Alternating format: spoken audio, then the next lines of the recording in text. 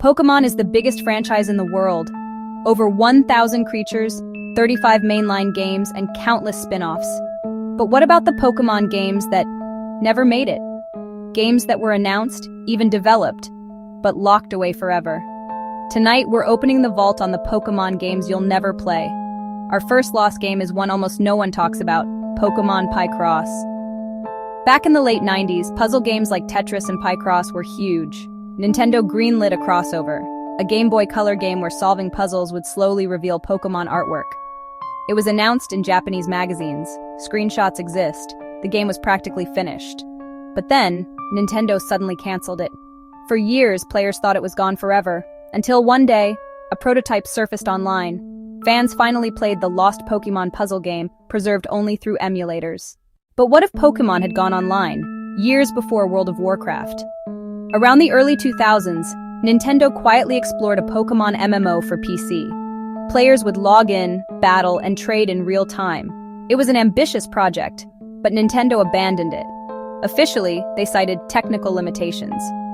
Unofficially, some believe Nintendo feared the risks of children playing online at the time. A real, official Pokémon MMO has never existed. Only fan projects have come close, and Nintendo has shut most of those down. The dream of a true online Pokémon world remains lost. Then there's one of the strangest projects in Pokémon history, Pokémon Cabbage.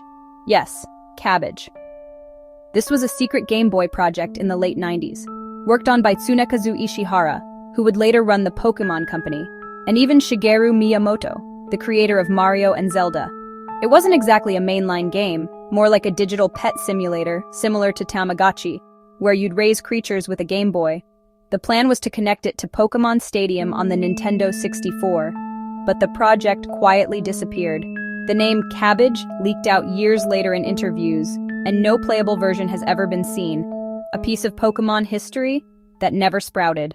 And finally, the most infamous lost Pokémon game, which never existed at all, Pokémon Black. Not the 2010 DS game, the creepypasta. In the story, a bootleg cartridge contained a darker version of Pokémon Red.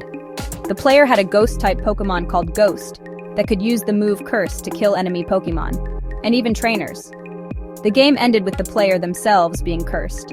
Of course, it was pure internet fiction, but it spread so far that it influenced the fandom, blurring the line between reality and myth.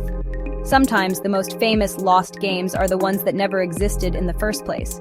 From Picross to the MMO to the mysterious Cabbage project, these are the Pokémon games you'll never play. But which one would you want to see come back from the vault? Let me know in the comments, because for every Pokémon game we've played, there's another forever lost.